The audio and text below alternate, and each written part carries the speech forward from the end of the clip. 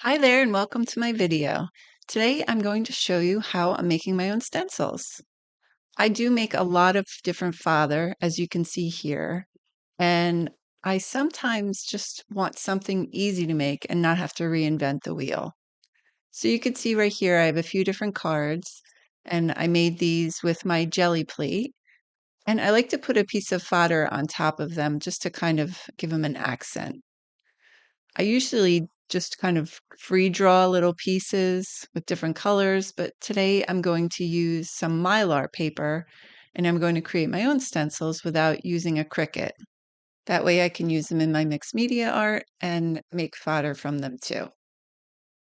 These stencil papers are made out of Mylar, which is pretty thick, resilient material, which is great because I can use these over and over in my practice and not have that usual wear and tear from a thinner material. So you can kind of see that it's a little see-through right here. What I'm going to do is get a piece of paper and draw some designs and then tape the Mylar to the paper. As I was thinking about doing this project, I was trying to figure out what are the fodder that I use and like the most. And I always love to have one that's got some kind of leaves on a branch, so I'm just going to make a basic one like this. And then another one I'm going to try is kind of like these fun shapes. I do this a lot too.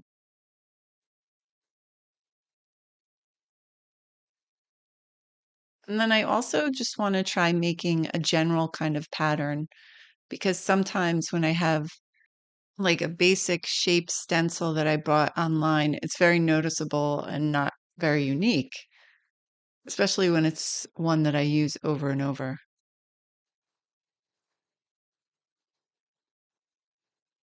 So I'm going to tape it on top just to keep it together while I cut. And I'm just using painter's tape here. You don't have to use anything fancy, but I just use what I have. I'm going to put some links up here for my greeting card series in case you missed it, because they're a lot of fun to make if you're interested in that. So I'm just making these a little more secure so when I cut it, it doesn't move. And I'm using a basic X-Acto knife. This is just a regular one. And then I have this other one with this kind of clever handle, which makes it a little easier to maneuver around circular lines. And before I get started, I'm going to get my mat. You really need one of these self-healing mats to cut through. Otherwise, it's going to cut whatever you have under your paper. So let's see how this goes.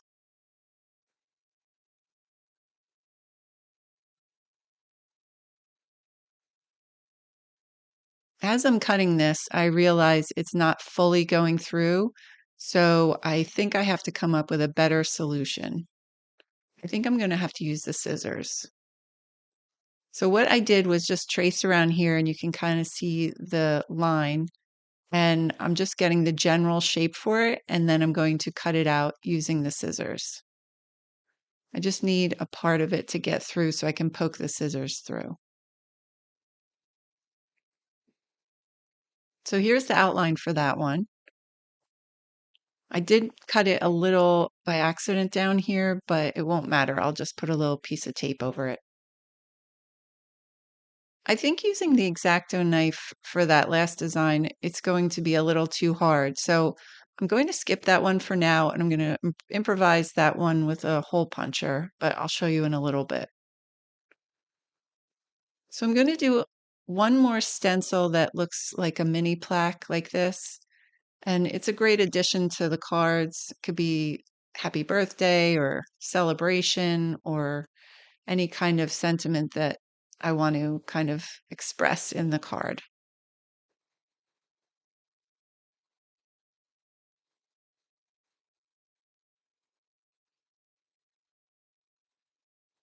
So there's the little plaque stencil.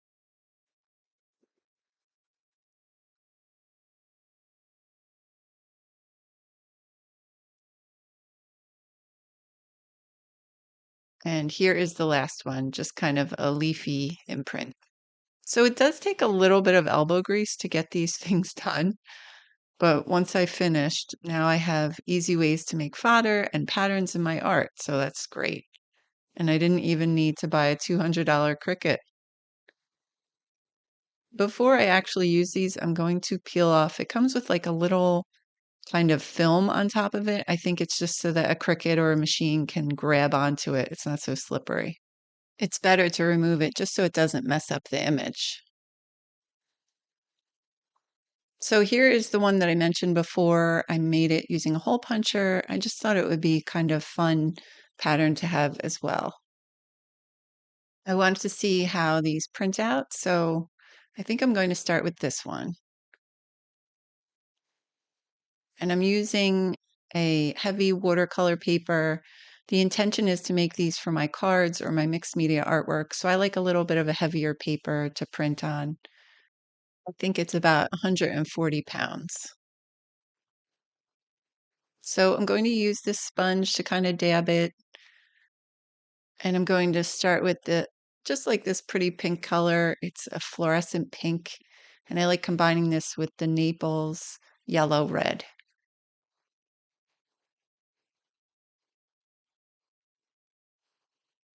I did add a little platinum white to it as well to lighten it up a little bit.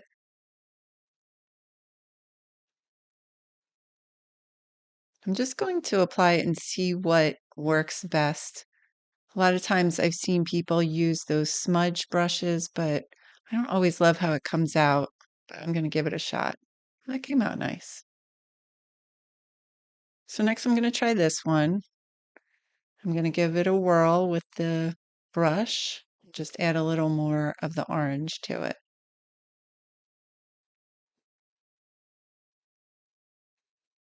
That one worked out great. Let's try this one.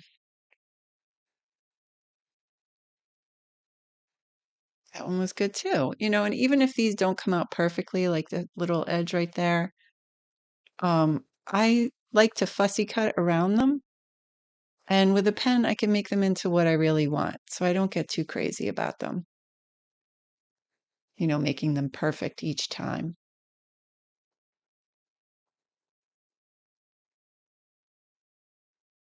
So now I'm just going to let these dry for a second and then I'm going to cut them out.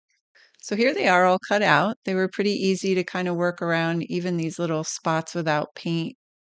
I still like the effect and how they look. A lot of times when I'm making fodder, I feel like it should be perfect. But what I noticed is when I look at other people's fodder, I really like the kind of little quirks and the unique things about them. So the next thing I like to do is a little pen work, just to make it a little more me and my style. So these are some of the pens that I use that I love. It's the Micron pen, and I also have a Posca paint pen in kind of an off-white. And I have a gold pen. It's a uni ball pen that I love, this one, to add accents. So here they are all done with my favorite new stencils. These were so easy to make, and I will definitely be making more. So thanks so much for following along today. I hope this was helpful to you. Maybe you can make your own stencils too. And if you like this video, I'm going to put a few more like it right here for you. And I'll see you next time.